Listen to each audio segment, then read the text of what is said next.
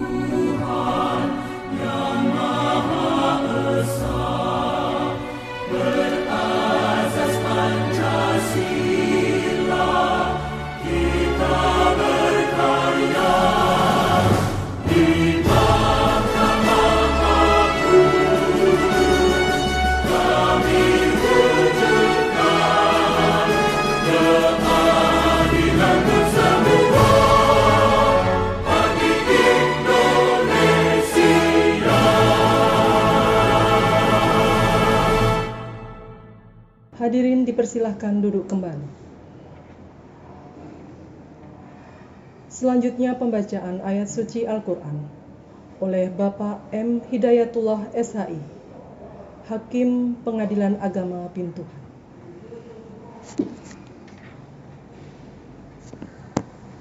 Nanti kan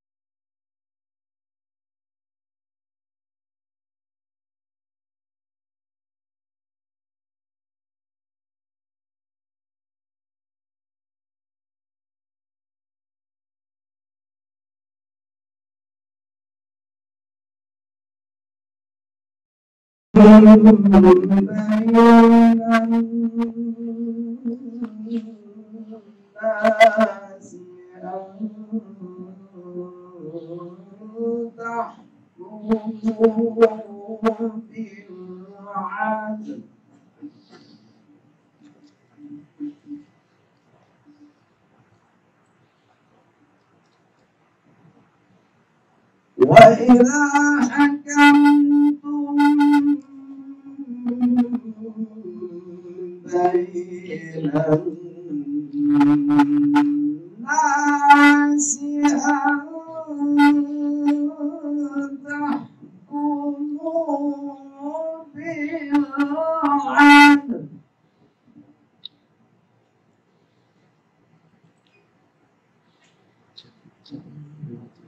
إن الله ما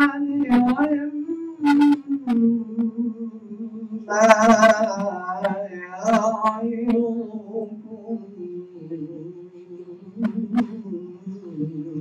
به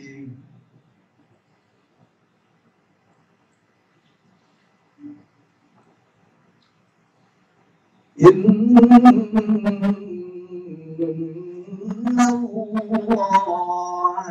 كان سميعا بصيرا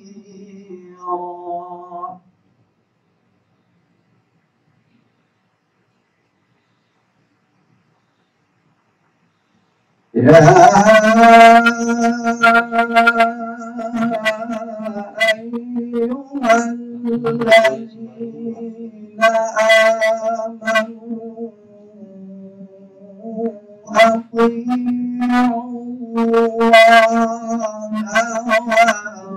وأطيعوا الرسول وأولي الأمر منكم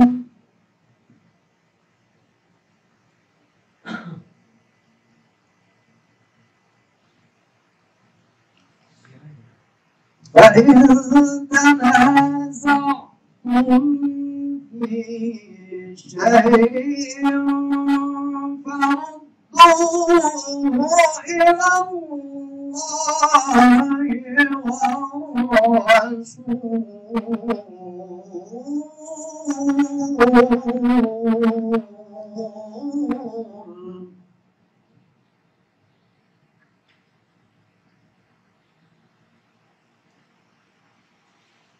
إن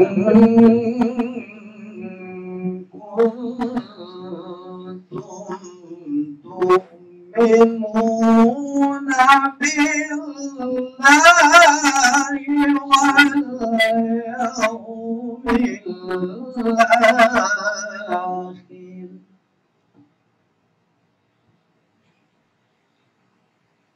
ذلك خير وأحسن تأويلا صدق الله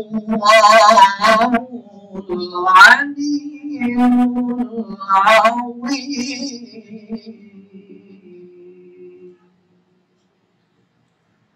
السلام عليكم ورحمة الله وبركاته.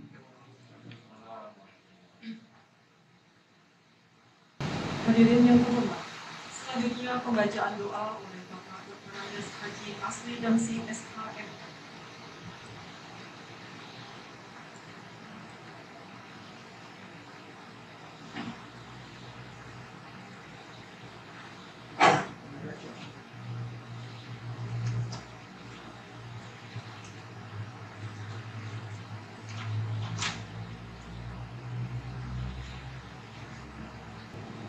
Assalamualaikum warahmatullahi wabarakatuh.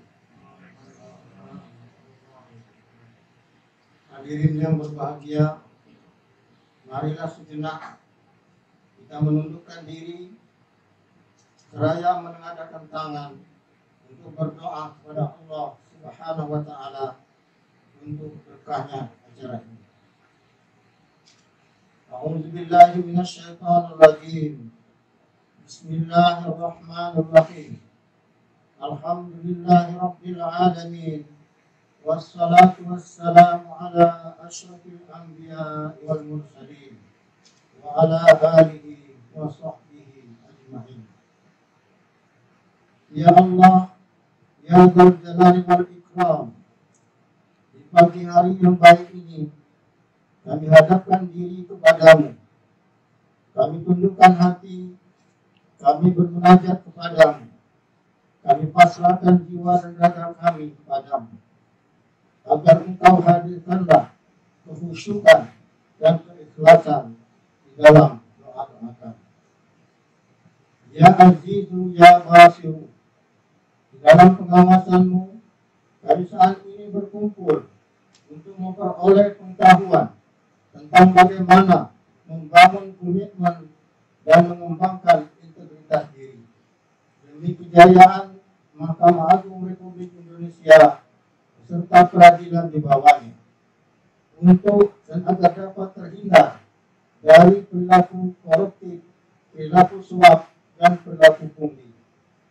Karena itu ya Allah, bukakanlah pintu hati-hati kami, berikanlah pemahaman dan jalan keluar dari setiap permasalahan kami, agar kami mampu mewujudkan lembaga peradilan bersih, berwibawa dan bermartabat.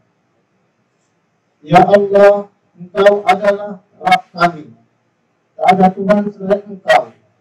Engkau yang menciptakan kami, dan kami hanyalah hamba-Mu.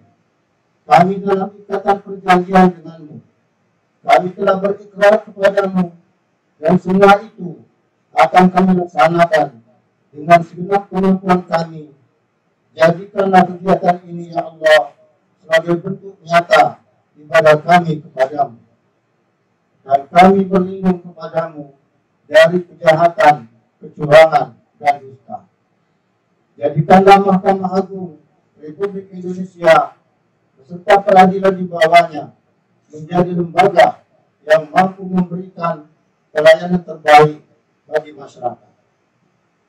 Rabbana anzilna munzalan mubarakan wa anta khairum munzilin. Ya Allah, tempatkanlah kami di tempat yang Kau berkati, dan Engkaulah sebaik-baik yang memberi tempat. Rabbana zalamna anfusana wa illam taghfir lana wa tarhamna lanakunanna minal khasirin. Rabbana atina fid dunya hasanah wa fil akhirati hasanatan wa qina adzabannar. Adkhilna al-jannata ma'al abrar. Ya Aziz, Ya Ghaffar, Ya Rabbal Alamin. Subhana rabbika rabbil izzati amma yasifun wa salamun alal mursalin walhamdulillahi rabbil alamin. Assalamualaikum warahmatullahi wabarakatuh.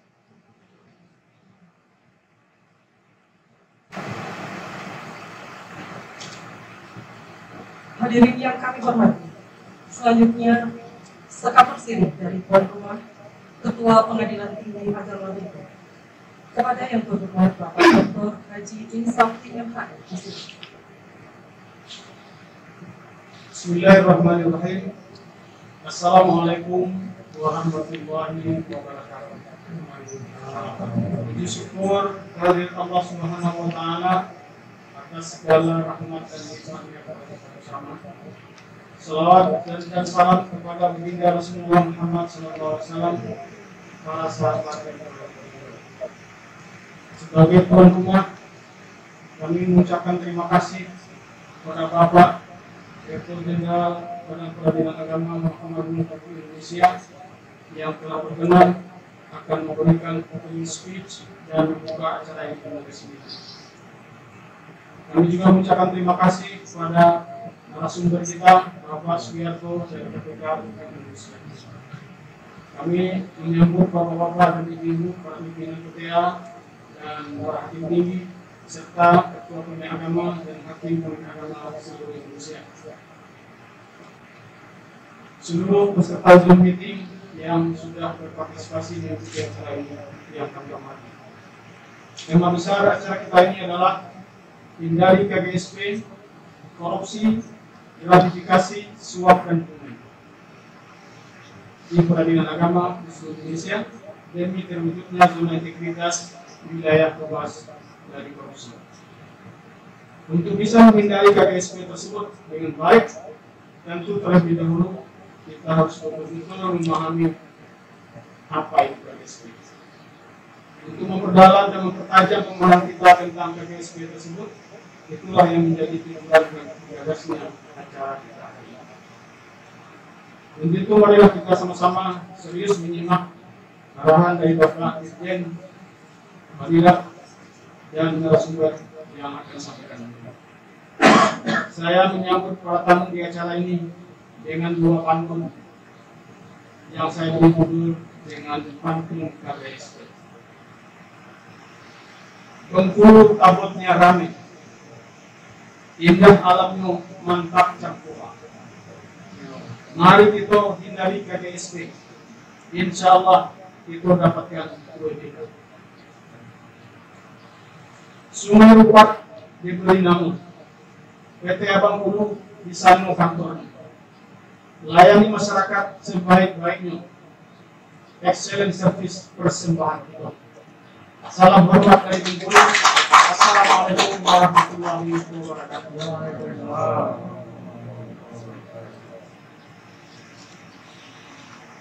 Bapak Ibu yang kami hormati, selanjutnya kita dengarkan bersama sambutan Direktur Jenderal Badan Peradilan Agama Mahkamah Agung Republik Indonesia, sekaligus membuka secara resmi sosialisasi dan diskusi anti korupsi Pengadilan Tinggi Agama Bengkulu dengan Komisi Pemberantasan Korupsi Republik Indonesia. Kepada yang terhormat Bapak Dr. Andes Haji Acok Nur SHMH. Assalamualaikum warahmatullahi wabarakatuh. Dengan mengucapkan Bismillahirrahmanirrahim, acara hindari KGSP, korupsi, gratifikasi, suap, dan pungli untuk meraih predikat WBK dan WBBM dari Kementerian RB dengan resmi saya buka.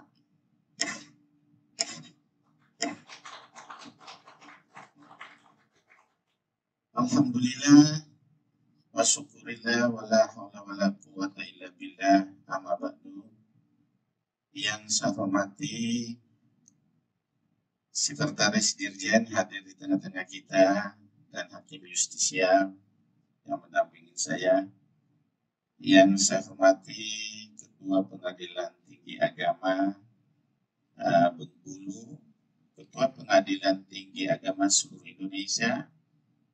Yang saya hormati Bapak dari KPK, yaitu Bapak Sugiyarto sebagai Direktorat Gratifikasi dan Pelayanan Publik Komisi Pemberantasan Korupsi. Selamat datang Pak.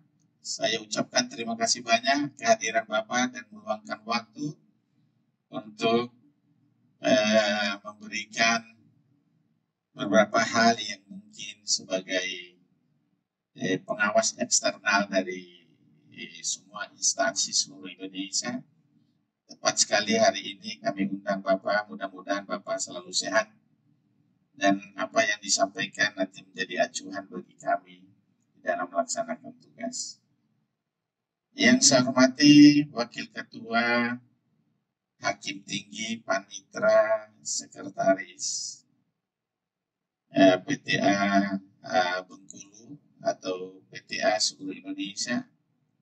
Yang saya hormati Ketua, Wakil Ketua, Panitra, Sekretaris, Hakim, pejabat struktural, panitera pengganti jurusita yang mungkin di wilayah hukum Pengadilan Tinggi Agama Bengkulu ikut serta hari ini. Bapak dan Ibu yang saya hormati. Alhamdulillah, mari kita panjatkan puji dan syukur kehadirat Allah Subhanahu wa Ta'ala, di mana kita diberi kekuatan dan kesehatan. Mudah-mudahan Allah melindungi kita semua dari COVID-19, dan mudah-mudahan Allah mencabut atau mengangkat COVID-19 dari bumi Republik Indonesia ini, supaya kita dapat melaksanakan tugas seperti biasanya. Salam dan salam tidak lupa kita sampaikan kepada junjungan kita Nabi besar Muhammad SAW. Bapak dan Ibu yang saya hormati, acara ini saya anggap luar biasa dan saya berikan apresiasi kepada Ketua Pengadilan Tinggi Agama Bengkulu yang telah menggagas pelaksanaan ini,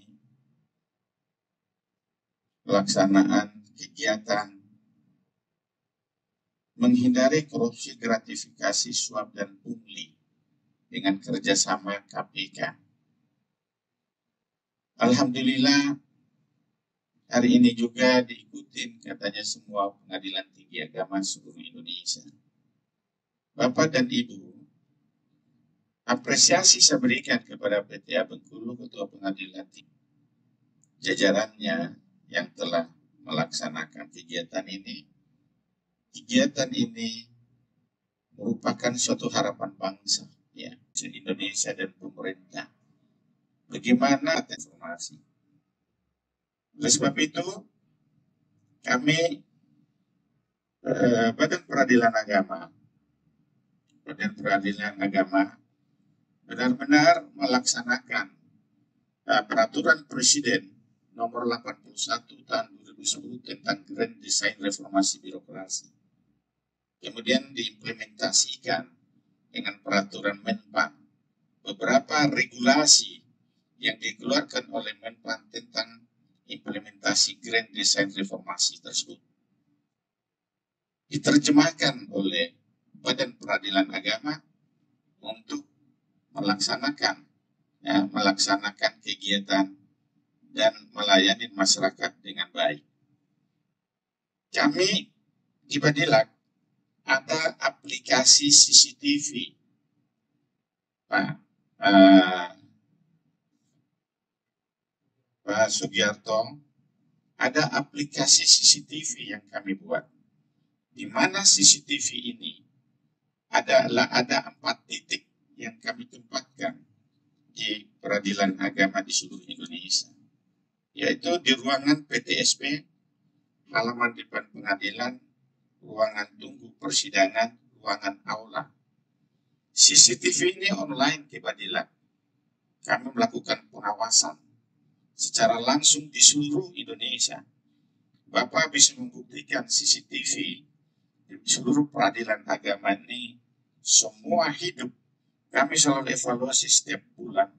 Apabila anak-anak kami di pengadilan agama seluruh Indonesia ada yang tidak hidup atau mati, CCTV-nya kami langsung tegur. Dan ini merupakan suatu sarana dalam rangka pengawasan kepada rekan-rekan pengadilan seluruh Indonesia. CCTV ini kami ciptakan pada tahun 2020 setelah terjadi COVID-19. Pada COVID-19, kami laksanakan pengawasan. Kemudian kedua, kami melaksanakan sidak secara online.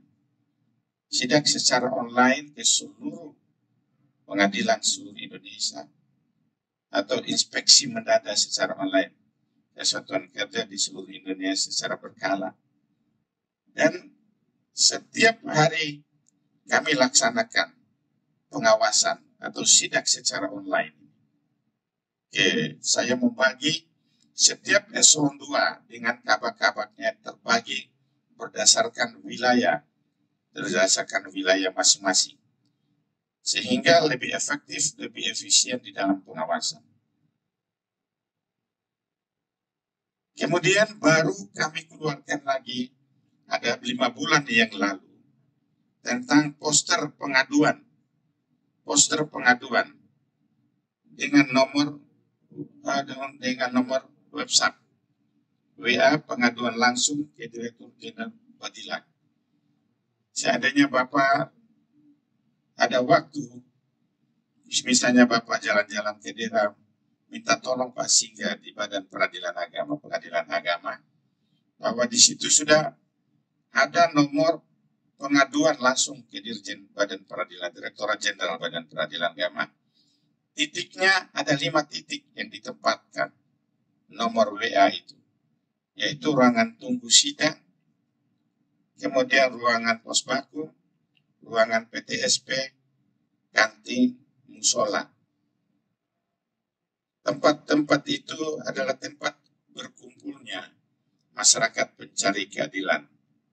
Kemudian tempat berkumpulnya orang-orang yang datang ke pengadilan.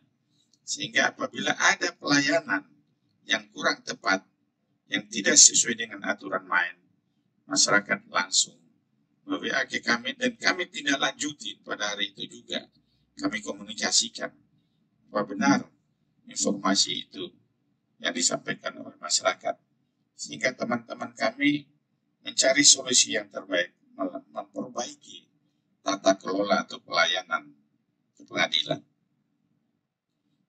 Kemudian, Badan Peradilan Agama, eselon 1 di Mahkamah Agung, eselon 1, ada 7 eselon 1 di Mahkamah Agung. Pak Sugiarto, satu-satunya eselon 1 yang mendapatkan VBK adalah Badan Peradilan Agama. Kami yang dapat VBK, wilayah bebas korupsi. Kemudian kami paling banyak di Mahkamah Agung yang mendapatkan VBK, 78 pengadilan agama yang VBK, 2 yang VBBM. Paling banyak di antara eselon 1 di Mahkamah Agung. Dan memberikan sumbangsi kepada pimpinan Mahkamah Agung untuk mendapatkan label sebagai pimpinan pembaharu di negara Republik Indonesia. Adalah sumbangsi. Dan salah satu sumbangsi yang terbanyak adalah dari pengadilan agama. Hari ini kami buktikan political will dari Badan Peradilan Agama seluruh Indonesia. Tahun ini Bapak Sugiarto dari KPK yang saya hormati, kami sekarang sudah diklarifikasi oleh TPI Mahkamah Agung, tim penilai internal, dan sudah masuk ke Menpan. Kami terbanyak 128 yang akan meraih VBK dan 47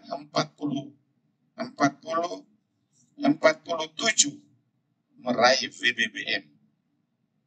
Ini semua adalah suatu keinginan yang kuat,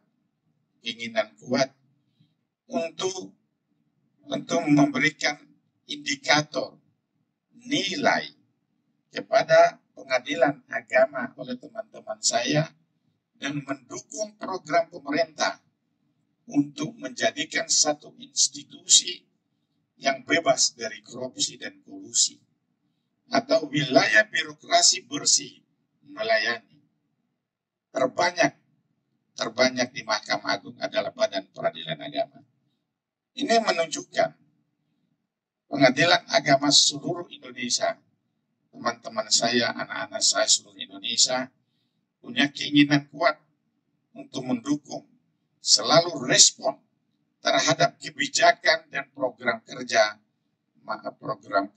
dari pemerintah Republik Indonesia, mendukung sebagai organisasi, salah satu organisasi sub dari total sistem kenegaraan, subsistem adalah Mahkamah Agung, untuk mewujudkan negara Republik Indonesia yang bebas dari korupsi dan kolusi. Suborganisasi dari total sistem organisasi Mahkamah Agung, subsistemnya adalah Badan Peradilan Agama, menunjukkan respon terhadap kebijakan pemerintah maupun kebijakan Mahkamah Agung untuk mendukung Mahkamah Agung bebas dari korupsi, kolusi, dan nepotisme. Berkaitan dengan tema hari ini, sangat relevan apa yang dilakukan oleh Badan Peradilan Agama, yaitu tema hari ini yang akan kita bicarakan tentang korupsi, gratifikasi, suap, dan pungli.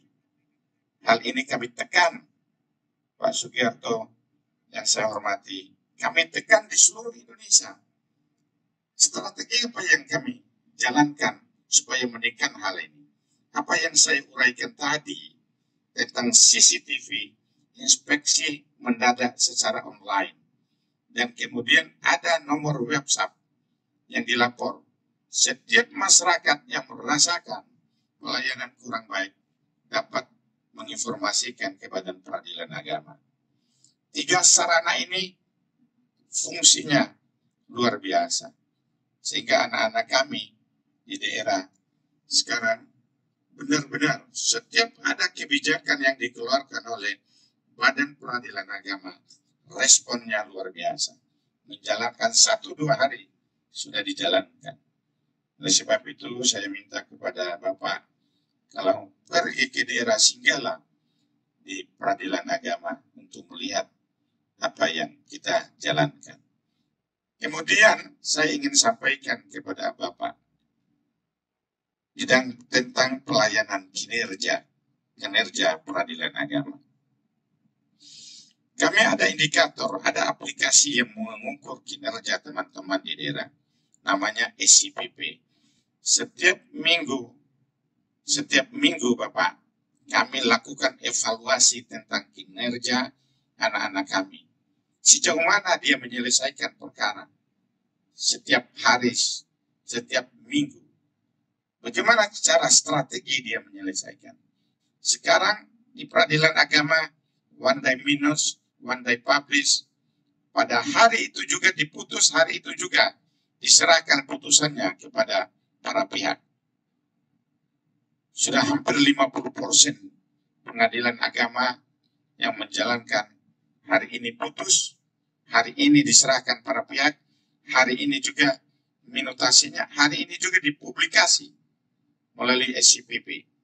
SCPP adalah sarana publikasi, sarana informasi, sarana interaksi antara peradilan dengan para pihak atau para akademisi, pemerhati peradilan, atau KPK sebagai eksternal pengawas bisa melihat di dalam SCPP. Mahkamah Agung terbuka sekarang, Bapak. Maka mungkin instansi yang terbuka adalah di negara Republik Indonesia ini adalah Mahkamah Agung. Saya bisa membuktikan statement yang saya sampaikan ini, saya bisa buktikan. Pertama, yang melakukan keterbukaan informasi adalah Mahkamah Agung. Adalah surat keputusan Ketua Mahkamah Agung 144/2007 tentang keterbukaan informasi melalui teknologi informasi. Pemerintah baru mengeluarkan tentang keterbukaan informasi ini pada Undang-Undang Nomor 14 Tahun 2018. Setahun lebih dulu Mahkamah Agung mencoba untuk melakukan suatu transparansi terhadap apa yang dilakukan di Mahkamah Agung. Oleh sebab itu, statement yang saya sampaikan tadi, bahwa Mahkamah Agung adalah instansi yang terbuka melalui SCPP, melalui ICOT, Sekarang Perma nomor 1 tahun 2019 tentang pelaksanaan pelayanan peradilan orang-orang berperkara melalui IKOT, pendaftarannya melalui teknologi informasi. Tidak sampai pada pendaftaran, pembayaran, pemberitahuan, tetapi sampai pada suatu putusan. Perma nomor 1 2019, administrasi dan persidangan secara elektronik dan persidangan di pengadilan secara elektronik. Sekarang sudah dilaksanakan oleh Mahkamah Agung. Pada tahun 2018 sudah, Perma nomor 3 2018. Kami sebelum COVID datang dan kami sudah tahu bahwa COVID ini mau datang di Indonesia. Mahkamah Agung memang sudah tahu bahwa COVID ini datang. Makanya dikeluarkan Perma nomor 3 tahun 2018 tentang IKOP. Pelayanan tanpa tatap muka melalui teknologi informasi. Karena Mahkamah Agung sudah tahu mau datang COVID ini. Bagaimana strategi melayani masyarakat dengan baik.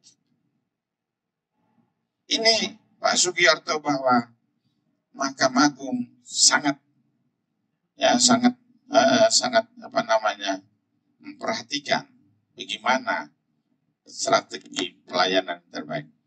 Hanya Mahkamah Agung ini tidak dipublikasikan apa yang dilaksanakan, tetapi apa yang dilaksanakan sesuai dengan keinginan pemerintah. Malahan Mahkamah Agung lebih dulu keterbukaan kepada pencari keadilan dan masyarakat melalui teknologi informasi. Sedikit saya sampaikan, Badan Peradilan Agama, perkara sekarang hari ini putus, hari ini sampaikan pada sudah 50% pengadilan seluruh Indonesia menjalankan. Ya sudah mencapai, kalau saya disampaikan oleh asisten saya, hakim sudah mencapai 80 hari ini. Tadi saya katakan 50 hari ini, teman-teman di seluruh Indonesia, begini hari ini putus, hari ini diserahkan kepada para pihak, hari ini juga dipublikasikan. Selama saya memegang Direktorat Jenderal Badan Peradilan Agama ini hampir 3 tahun, saya merubah mindset dan kultur dari peradilan ini. Menggunakan teknologi, kami menciptakan 22 aplikasi di seluruh Indonesia. Oleh sebab itu, saya minta kepada pengadilan, khususnya Pengadilan Tinggi Agama Bengkulu dan satuan kerja di bawahnya, semangat lagi untuk meraih kebaikan dan untuk mendukung Mahkamah Agung Badan Peradilan Agama menjadi peradilan yang excellent. Kita sudah labelkan peradilan agama menjadi peradilan go internasional. Kita bersaing, kita daftarkan di internasional untuk bersaing secara internasional. Kemudian Badan Peradilan Agama selalu berkomunikasi dengan dan seminar dengan Family Court Australia melalui daring, Universitas Melbourne Australia, untuk saling tukar pikiran Pak Sugiarto dengan Malaysia, negara-negara Saudi Arabia, Kuwait, Sudan, kemudian Iran, negara-negara Timur Tengah. Kami laksanakan kerjasama dalam rangka meningkatkan sumber daya manusia. Karena organisasi bisa dijalankan dengan baik apabila sumber daya manusia yang berkualitas dan profesional, maka organisasi itu akan berjalan dengan baik. Demikian yang bisa saya sampaikan. Sekali lagi, saya sampaikan kepada yang saya hormati Pak Sugiarto, terima kasih banyak atas kehadiran. Kita akan melakukan kerjasama dengan Pak Sugiarto secara formal untuk mengawasi peradilan agama secara formal ke daerah. Supaya kita dapatkan satu organisasi yang bebas dari apa tema yang kita bicarakan hari ini, lepas dari korupsi, gratifikasi, suap dan pungli. Itu yang kami tuju, Pak Sugiarto. Yang saya pimpin peradilan agama ini, itu yang saya tuju. Pertama, saya dilantik, saya lakukan hal ini. Bisa tanya kepada teman-teman di seluruh Indonesia. Bagaimana strategi saya menghindari dari aspek yang kita bicarakan hari ini. Wabillahi taufiq wal hidayah. Wassalamualaikum warahmatullahi wabarakatuh.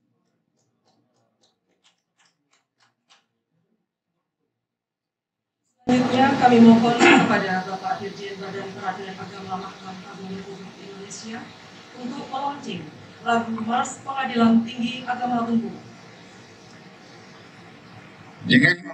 Dengan mengucapkan Bismillahirrahmanirrahim, saya launching lagu March PTA Bengkulu. Semoga syair di dalam lagu March PTA Bengkulu ini menggugah hati teman-teman di wilayah PTA Bengkulu untuk berinovasi, berkreativitas, maju, membawa kemajuan di pengadilan agama di wilayah hukum Pengadilan Tinggi Agama. Terima kasih.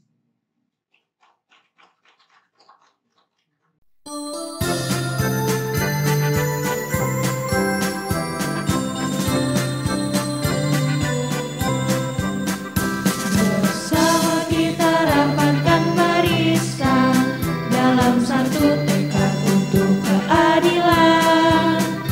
Ciptakan birokrasi bersih melayani, peradilan modern dan anti korupsi.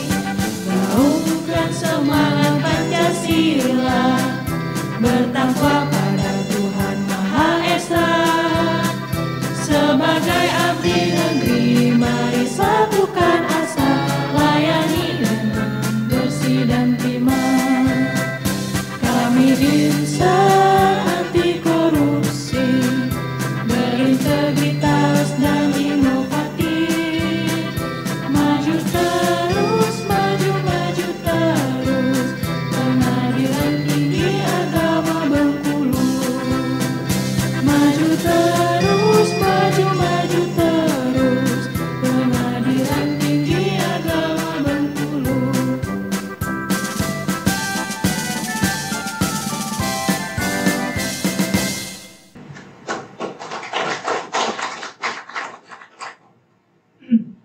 Hadirin yang kami hormati, demikianlah rangkaian acara pembukaan sosialisasi dan diskusi anti korupsi Pengadilan Tinggi Agama Bengkulu dengan Komisi Pemberantasan Korupsi Republik Indonesia. Mari kita tutup acara ini dengan bersama-sama mengucapkan nafas hamdan. Wassalamualaikum warahmatullahi wabarakatuh. Selanjutnya, acara sosialisasi dan diskusi anti korupsi secara virtual dengan tema hindari KGSI, korupsi, gratifikasi, suap dan pungli di peradilan agama demi terwujudnya zona integritas wilayah bebas dari korupsi, yang akan dipandu Hakim Tinggi Pengadilan Tinggi Agama Bengkulu. Kepada Bapak Elvin Mailana SHMH, silakan. Bismillahirrahmanirrahim. Bentang tali dimulai bikini dipakai selepas mandi. Ngapunian nak korupsi menian. Anak bini di rumah ngarap bergaji. Kalau nak kayo karena padi ditanam bersama nangko. Kalau nak kayo jangan korupsi. Kalau korupsi masuk neraka. Assalamualaikum warahmatullahi wabarakatuh. Yang sama-sama kita hormati Bapak Direktur Jenderal Badan Peradilan Agama Mahkamah Agung Republik Indonesia, Bapak Dr.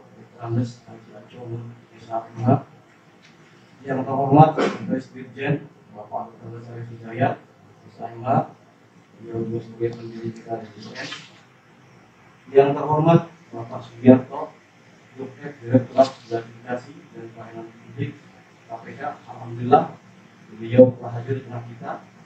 Selamat pagi Pak, dan selamat bergabung dengan kami. Yang mulia Ketua Pengadilan Tinggi Agama Bengkulu dan para Ketua PTA se-Indonesia yang pada pagi hari ini berkesempatan hadir mengikuti via daring maupun via live streaming YouTube. Yang mulia para hakim tinggi yang hadir baik secara luring maupun daring se-Indonesia, baik yang hadir daring maupun melalui live streaming YouTube. Yang terhormat para pimpinan ketua, wakil ketua kelas 1A, kelas 1B, dan kelas 2A se-Indonesia, baik yang hadir daring maupun melalui live streaming YouTube. Yang terhormat para pimpinan kepaniteraan dan sekretariatan tingkat banding dan tingkat pertama se-Indonesia, baik yang hadir daring maupun melalui live streaming YouTube. Puji syukur selalu kita panjatkan kepada Ilahi Rabbi sehingga kita masih diberikan nikmat sehat dapat mengikuti acara ini. Dan bagi yang kurang sehat, semoga Allah mengangkat sakitnya. Amin. Selawat serta salam kita aturkan kepada junjungan kita Nabi besar Nabi Muhammad SAW. Semoga kita mendapat syafaat Amin. Baik, sebelum narasumber menyampaikan materinya, kita putar dulu profil narasumber.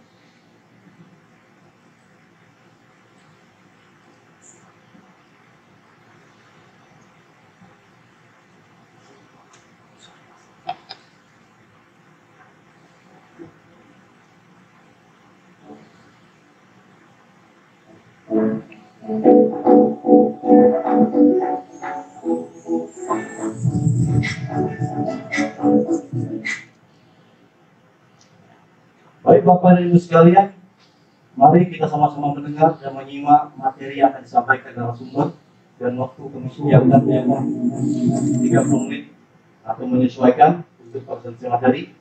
Yang selanjutnya dilanjutkan dengan dialog interaktif. Ada Bapak Sugiarto, kami silakan.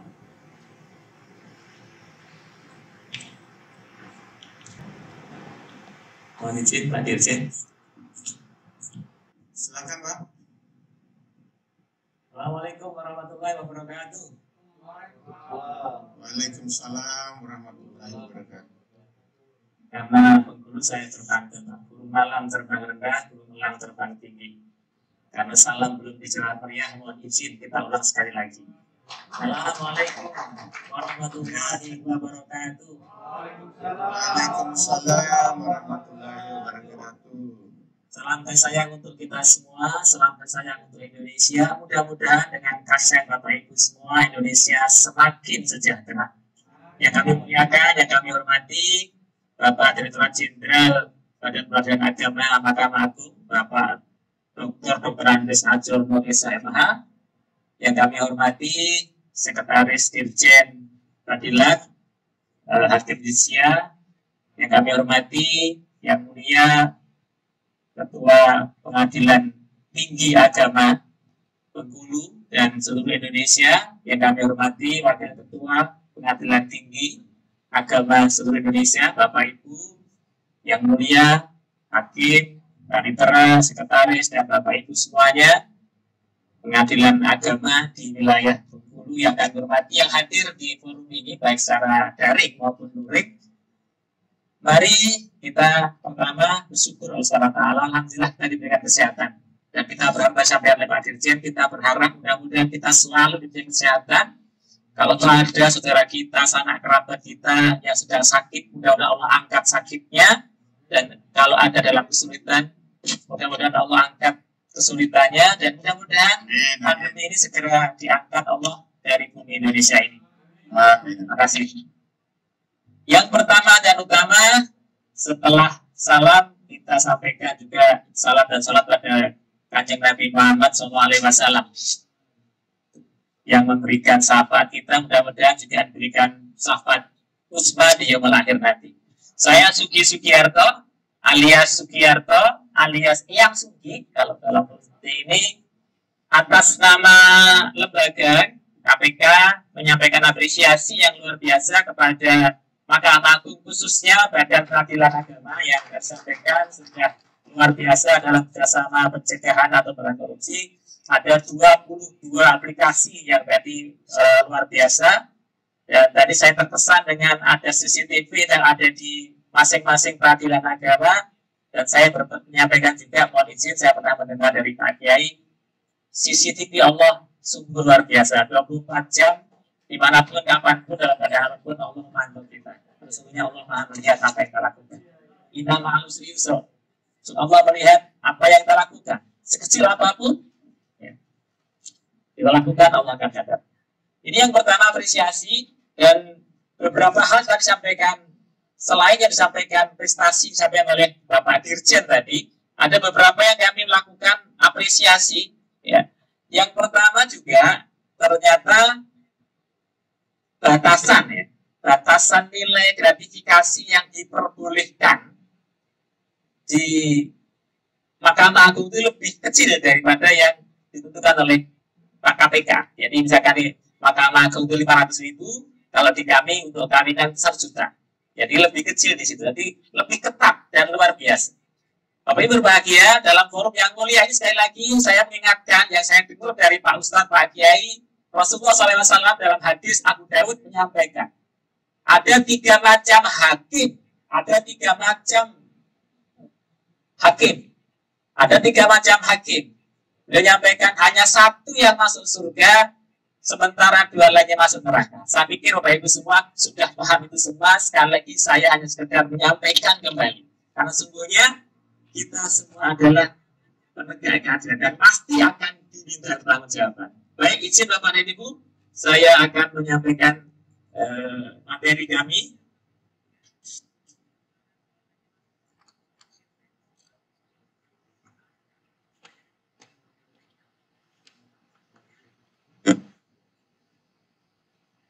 Pengadilan agama kita sendiri. Kita bisa cegah korupsi dari MA kita sendiri. Karena sesungguhnya kita keluarga besar Indonesia, keluarga besar Mahkamah Agung, dan khususnya keluarga besar peradilan agama. Bapak Ibu, oleh karena itu sekali lagi saya sebagai pribadi dan sebagai perwakilan lembaga sangat apresiasi 2 jempol untuk peradilan agama. Tepuk tangan kita semua. Nah, itu semua berbahagia berangkat dari keluarga kita sendiri. Satu sikap, yaitu sikap peduli. Karena semuanya, mohon izin, karena hari Jumat, mohon izin Pak Dirjen sekaligus, karena hari Jumat, saya mungkin nanti akan sedikit Bapak Ibu yang kewenangan rumah dengan tangan. Jika tidak mampu rubah dengan lisanmu, jika tidak mampu rubah dengan hati, dan itulah selemah-lemahnya. Maka peduli inilah yang menjadi dasar kita untuk anti korupsi.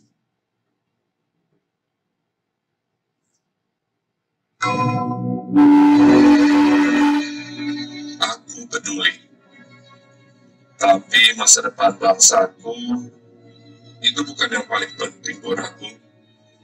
Duit banyak, hidup senang, posisi jauh lebih penting dari keadilan, integritas, moral. Aku yakin dan pasti ada harapan negaraku masih menjunjung moral yang tinggi. Tapi itu nggak bakal bertahan. Nafsu lebih dinomor satukan. Tren menunjukkan anak cucu kita akan menuai kebobrokan kita. Aku nggak percaya Indonesia akan tetap jaya. Memandang ke depan, aku melihat degradasi moral melanda anak muda. Kawin cerai, apa salahnya? Korupsi udah jadi budaya. Video mesum, itu mah biasa. Gak bisa dibilang lagi masih ada yang peduli dengan bangsa ini. Udah jelas banget generasi ini hancur dan gak ada harapan. Sungguh sedih dan konyol kalau kita pikir kita bisa menjadikan dunia ini lebih baik. Tapi kita masih bisa membalikan itu semua. Kita bisa menjadikan dunia ini lebih baik. Sungguh sedih dan konyol kalau kita pikir generasi ini udah hancur dan gak ada harapan. Udah jelas banget masih ada yang peduli akan bangsa ini. Gak bisa dibilang lagi video mesum itu luar biasa, korupsi udah jadi budaya, kawin cerai apa salahnya, degradasi moral melanda anak muda. Memandang ke depan, aku melihat Indonesia akan tetap jaya. Aku gak percaya anak cucu kita akan menuai kebobrokan kita. Tren menunjukkan nafsu lebih dinomor satukan, tapi itu gak bakal bertahan. Negaraku masih menjunjung moral yang tinggi. Ada harapan. Aku yakin dan pasti moral, integritas, keadilan jauh lebih penting dari posisi, hidup senang, duit banyak. Itu bukan yang paling penting buat aku. Tapi masa depan bangsaku, aku peduli. Masa depan bangsaku, aku peduli. Baik. Kami mengapresiasi juga tadi, dan ini selaras dengan tadi syair yang disampaikan dari Mares Pengadilan Tinggi Agama Bengkulu, gitu, sebagai peradilan model yang dikunci, maju terus Pengadilan Tinggi Agama Bengkulu. Dengan kepedulian kita bersama, Pak Edi berbahagia. Salah satunya adalah kita wujudkan hari ini untuk memahami apa itu korupsi, gratifikasi, suap, dan pungli. Mudah-mudahan kita bisa menghindarinya, dan tentunya dengan itu kita akan menjadikan untuk menjadi wilayah bebas dari korupsi dalam rangka untuk menciptakan pelayanan prima. Jadi pelayanan prima disampaikan, pelayanan prima, pelayanan yang adil, sehingga terwujudlah WPBN. Ya mudah-mudahan tadi yang disampaikan arahan dari Pak Dirjen tadi 108 WPK dan 47 WPBN itu segera menjadi nyata. Tepuk tangan untuk Pak. Baik, bahagia. Ini kami sampaikan sekilas tentang peran penegak hukum. Peran penegak hukum pemimpin ada 3 peran. Yang utama adalah sebagai role model, sebagai perwujudan, sebagai tokoh sentral dari visi misi organisasi. Nah, Bapak Ibu juga berperan bisa sebagai peran edukasi. Bapak Ibu bisa bekerjasama dengan Diklat, dengan BPSDM, ya, dalam rangka untuk menyampaikan nilai-nilai kebaikan, terutama nilai-nilai anti korupsi dalam hal ini tadi, dalam rangka untuk menciptakan badan agama yang bebas dari korupsi adalah memberikan edukasi, sosialisasi, menyampaikan apa yang kami sampaikan nanti diteruskan pada lingkungannya masing-masing. Yang kedua juga berperan sebagai peran CMC, melakukan coaching, mentoring, dan consulting, bimbingan, arahan. Ketika ada pegawai, ada teman-teman, ada rekan yang galau, karena sesungguhnya gratifikasi itu adalah andilau antara D5 dan galau. Karena sesungguhnya di antara halal dan haram ada sesuatu yang subhat. Maka Bapak Ibu bisa berperan. Mana yang boleh, mana yang tidak boleh, sehingga berperan sebagai CMC, memberikan satu solusi, memberikan satu arahan. Dan Bapak Ibu berbahagia, ketika sudah diadakan edukasi, diadakan pencerahan, masih ada yang nekat, ada yang nakal, maka bisa berperan sebagai WPS, seperti fluid, ya, sebagai pengaduan dalam pengawasan ataupun bekerjasama dengan SPI. Oleh karena itu, maka sekali lagi sangat apresiasi peran Bapak Ibu semua sangat luar biasa. Bapak Ibu berbahagia, timbul dari pertanyaan dalam diri kita, apakah perilaku koruptif itu sama dengan pidana korupsi? Halo? Apakah setiap perilaku korupsi itu bisa dipidana dengan korupsi? Nah, itulah yang menjadi kadang menjadi pertanyaan dalam yang berseliweran dalam diri kita atau masyarakat kita. Bapak Ibu berbahagia, perilaku koruptif, ya, perilaku korupsi yang ada di masyarakat tanpa lain adalah misalnya, ya, proposal palsu begitu. Atau mungkin dalam dunia NCR, ya, Bapak Ibu tangani misalkan dengan membuat misalkan pengaduan ataukah mohon maaf alasan-alasan palsu sehingga yang penting bisa pisah atau yang penting bisa rujuk kembali dan sebagainya. Bisa jadi proposal palsu. Atau yang kedua gratifikasi atau suap atau pungli, saya sampaikan, atau uang pelicin begitu. Jadi yang terjadi masyarakat kita. Atau misalnya markup anggaran, markup uang kegiatan organisasi, penyalahgunaan uang titipan umat misalnya, atau jam karet, mohon maaf ya, jam karet. Misalnya kalau beberapa, ya, ini mudah-mudahan ini gaya lama itu kan. Biasanya kalau jam masuk itu mengambil jam yang sudah agak lambat. Tapi kalau jam pulang ngambil jam yang agak cepat begitu. Ya begitu, ada 2 jam ya di dalam ruangan itu. Jam pulang atau jam masuk. Itu dulu. Kalau sekarang saya pikir dengan reformasi birokrasi sudah ada lagi. Pungli atas nama ibadah, pungli atas nama agama dan sebagainya. Kemudian dan ini yang sangat hati Bapak Ibu beragam ada lalai dengan prokes. Lalai dengan prokes. Mohon izin, saya nggak pakai masker karena saya sedang PDR, kerja dari rumah atau WFH. Kemudian yang terkait dengan akademisi adalah terkait dengan plagiat. Bapak Ibu, ternyata nilai-nilai korupsi tersebut harus kita tutupi dengan nilai-nilai integritas, yaitu jujur. Tahun 2012, KPK mengumpulkan para pegiat anti korupsi, para ahli, perwakilan dari kementerian lembaga untuk merumuskan apa itu integritas. Dari pertemuan tersebut kemudian diartikan, disepakati bersama definisi satu, yaitu integritas adalah kesatuan antara pikiran, ucapan, perbuatan yang sesuai dengan hati nurani. Nah, kemudian dari definisi tersebut diartikan ataupun dijabarkan menjadi 9 nilai. Apakah ini apakah 9 nilai ini difirasati dengan Wali Songo? Saya kurang tahu karena saya waktu itu tidak ikut dalam forum tersebut, cuma saya mendapatkan informasi ini. 9 nilai itu apa? Yang pertama adalah jujur. Yang kedua adalah peduli. Yang ketiga adalah mandiri. Keempat adalah disiplin. Yang kelima adalah tanggung jawab, kerja keras. Kemudian sederhana, berani, adil. Bapak Ibu yang berbahagia, inilah 9 nilai yang disepakati sebagai manifestasi ataupun wujud dari integritas. Dan diyakini sebagai vaksin atau obat dalam rangka tadi menghancurkan atau mengurangi atau menyingkirkan perilaku korupsi tersebut. Nah, jupe, mandi, tangker, sebedit. Nah, 9 nilai ini untuk memudahkan pakai jembatan keledai, jupe, jujur, peduli, mandi, mandiri, disiplin, tangker, tanggung jawab, kerja keras, sebedil, sederhana, berani, adil. Bapak Ibu berbahagia, saya yakin yang mulia Ketua Pengadilan Tinggi Agama, Wakil Ketua Pengadilan Tinggi Agama, para hakim, para panitera, para sekretaris, Bapak Ibu yang hadir di kota, orang-orang yang berintegritas, orang yang jujur, yang peduli, mandiri, disiplin, tanggung jawab, kerja keras, sederhana, dan berani, adil. Itu semua. Nah, namun Bapak Ibu bahagia, ketika saya bertanya dengan satu pertanyaan, siapakah di antara, saya akan sebutkan 3 nama orang-orang yang berintegritas menurut Bapak Ibu.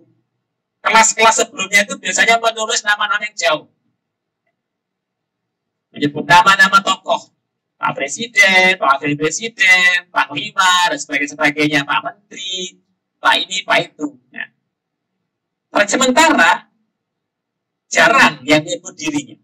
Karena Bapak Ibu, karena waktu terbatas, kita tidak pakai game ataupun istilahnya quiz untuk menuliskan, karena waktu terbatas. Sekali lagi, kami berharap ketika ada pertanyaan, Bapak dan Ibu silakan tuliskan 3 orang yang berintegritas yang masih hidup. Bapak menulis nama dirinya, minimal orang tuanya, bapaknya, kawannya, kanan kirinya, atasannya, bawahannya, adalah orang yang berintegritas. Sehingga diharapkan nanti kalau kita berkumpul orang-orang yang berintegritas, tadi sampaikan tadi, visi misi, harapan, arahan yang disampaikan oleh Pak Dirjen tadi, menjadi lembaga pelopor ya, yang berintegritas, yang reformasi birokrasi, yang BJIWBK, BPPN adalah Mahkamah Agung, khususnya Badan Peradilan Agama, khususon kepada Pengadilan Tinggi Agama Bengkulu. Bapak Ibu, kenapa ini dilakukan? Sekali lagi saya katakan kembali, saya menemukan satu video yang singkat tanpa kata-kata, hanya 10 detik saja, tetapi video ini sangat bermakna.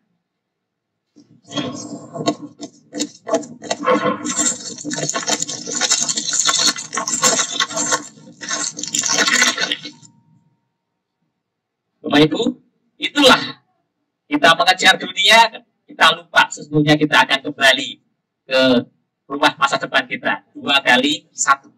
Oleh karena itu, maka sekali lagi tadi yang disampaikan oleh Rasulullah SAW dalam perayaan Abu Daud tadi, ada 3 hakim, 1 masuk surga, 2 adalah masuk neraka. Siapa itu?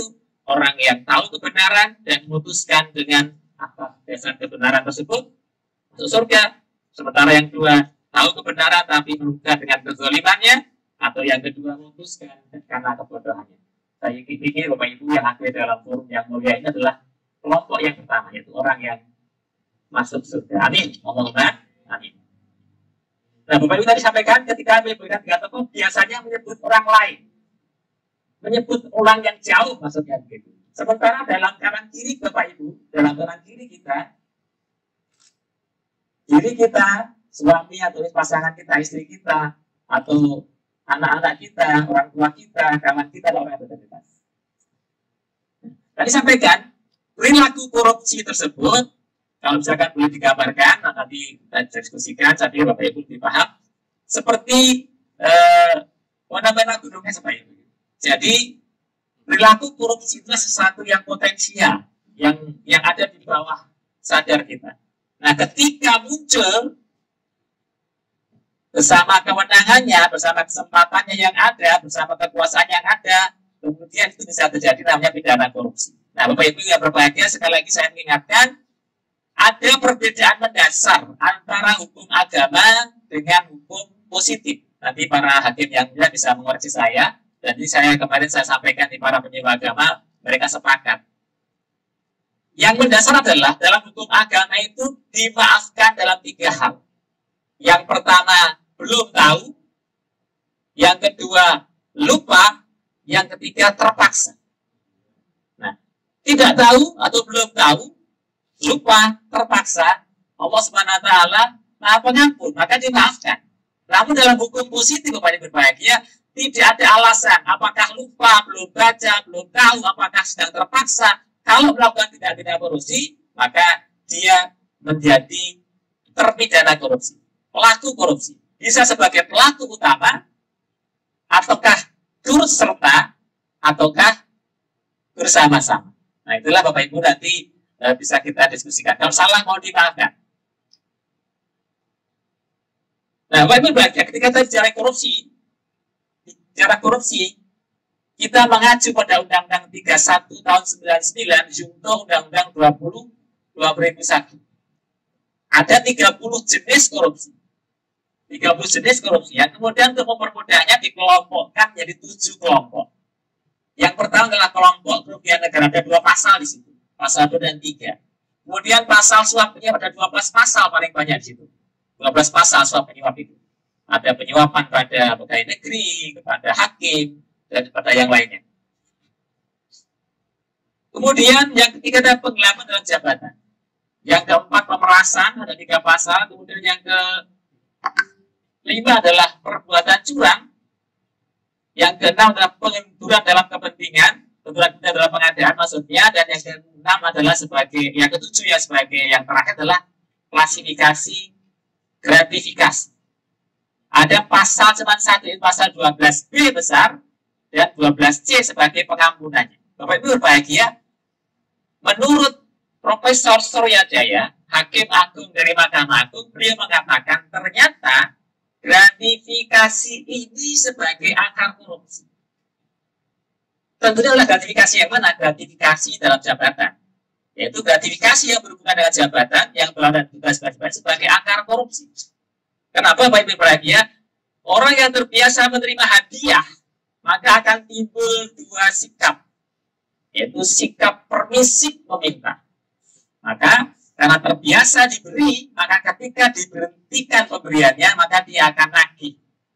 Maka dalam konteks hukum, bisa jadi itu masuk dalam ranah pemerasan. Halo?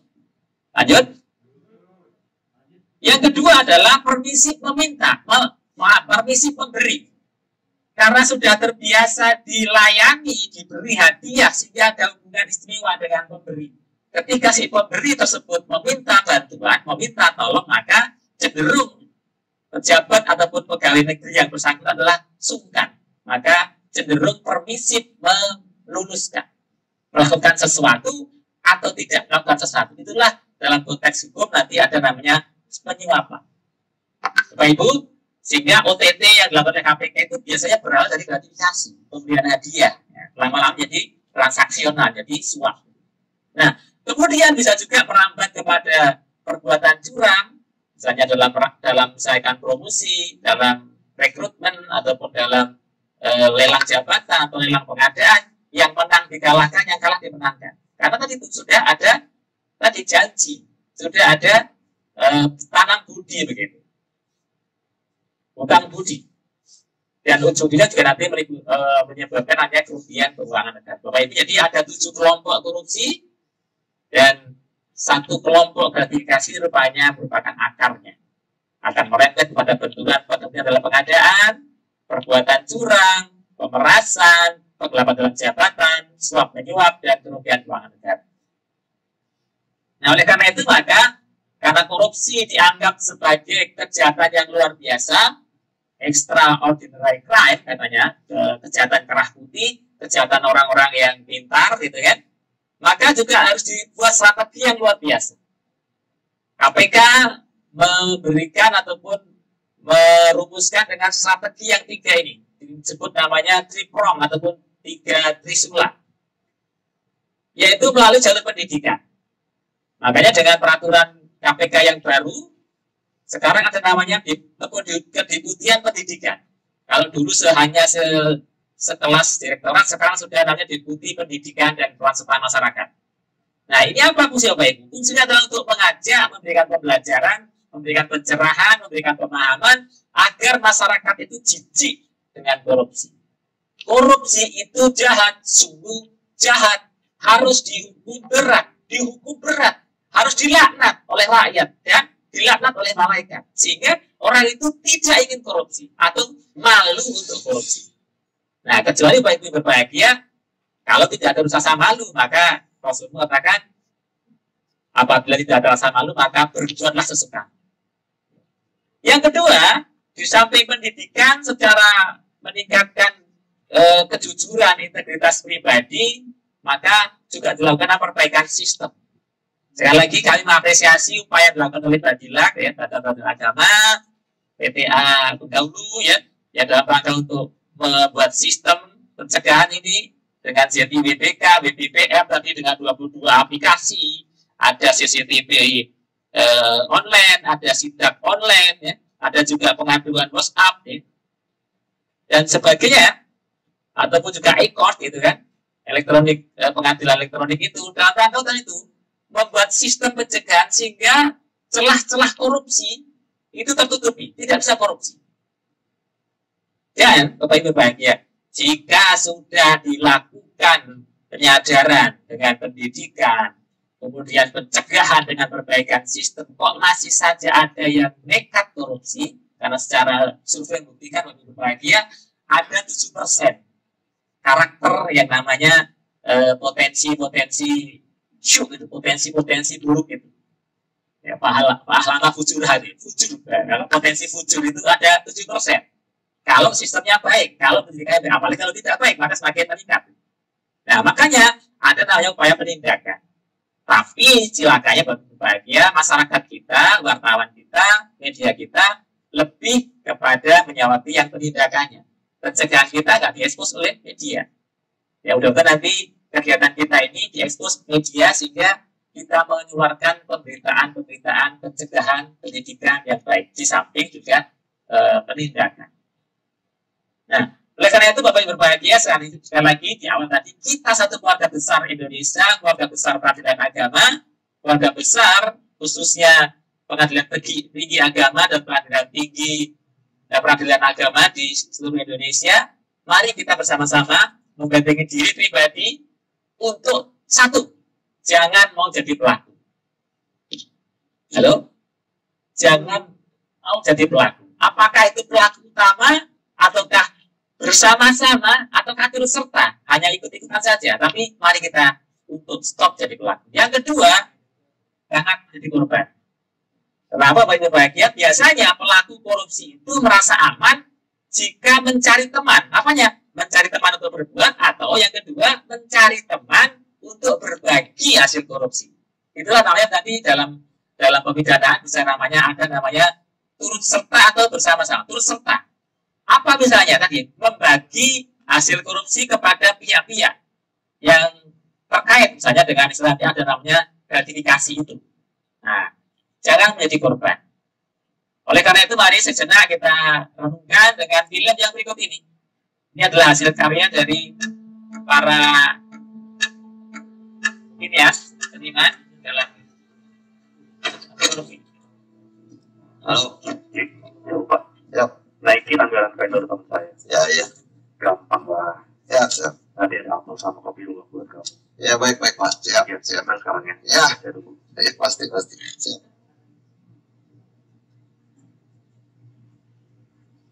Tadi ingat keluarga, namun kalau ingatnya salah, maka bisa jadi berbuat dosa.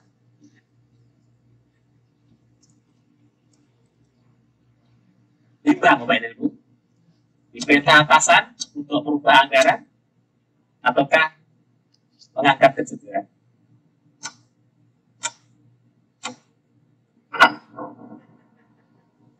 Agak sedikit horor hari Jumat. Ada enggak?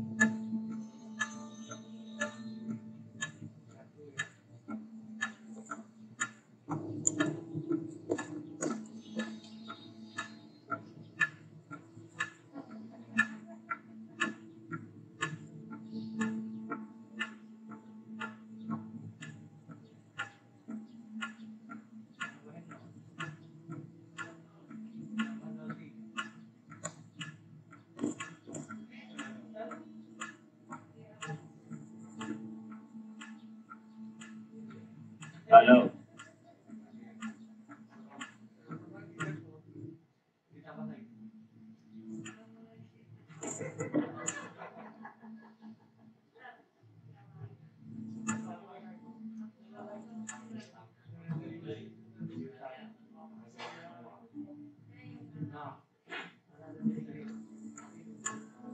Berperang antara iman dan nafsu.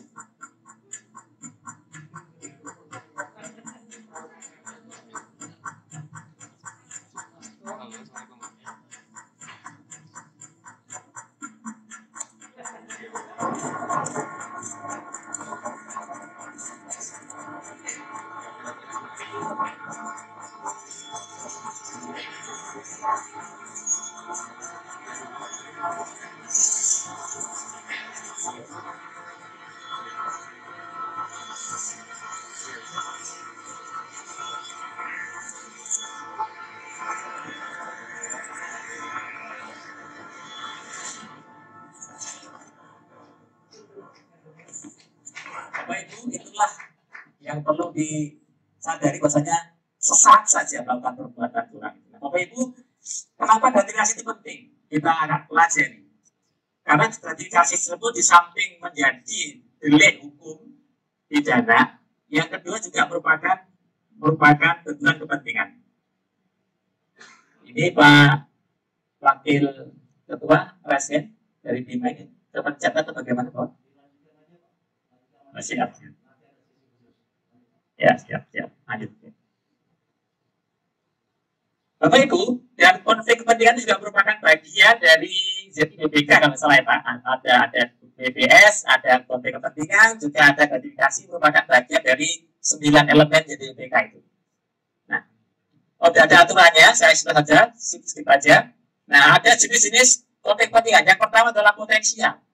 Itu yang kedua adalah aktual, yang ketiga adalah dipersepsikan. Nah, ini ada 3 bentuk konflik kepentingan. Dipersepsikan itu belum terjadi, ada dugaan saja ketika mohon maaf misalnya mohon izin misalnya seorang hakim mohon izin atau panitera misalkan sedang bersama ataupun makan bersama dalam satu rumah makan misalnya dengan orang-orang yang sedang berperkara itu pun dipersepsikan. Walau padahal namanya apa? Bayar sendiri-sendiri gitu, tapi dipersepsikan. Kemudian yang kedua, menjadi potensial ketika tadi betul ternyata dalam mohon izin, sekali lagi mohon izin, ternyata yang berperkara dengan panitera ataupun hakim tersebut ternyata makan satu meja.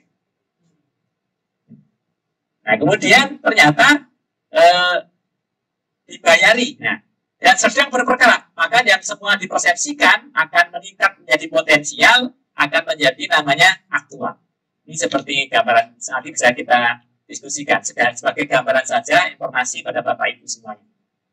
Nah, siapa saja yang bisa terjadi konflik kepentingan? Semua pihak yang memiliki kewenangan dalam instansi, apalagi hakim, apalagi dalam dunia peradilan, itu memiliki rentan namanya konflik kepentingan. Pegawai negeri, pejabat pemerintahan, atau penyelenggara negara, di sini hakim termasuk panitera, termasuk penyelenggara negara.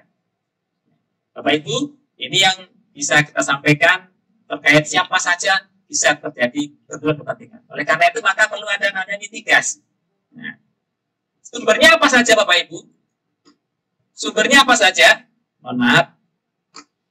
Sumber konflik kepentingan itu ada 6. Ada 6. Hubungan afiliasi, ada kepemilikan aset, ada kelemahan sistem organisasi, dan yang keempat adalah gratifikasi. Ini salah satu juga sebagai bentuk ataupun jenis sumber konflik kepentingan.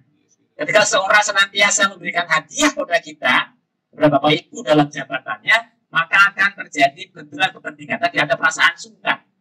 Nah, itulah yang kemudian kenapa kita perlu melakukan sosialisasi tentang gratifikasi. Yang keempat adalah, yang kelima rangkap jabatan dan juga ada kepentingan pribadi. Ini yang sangat dominan.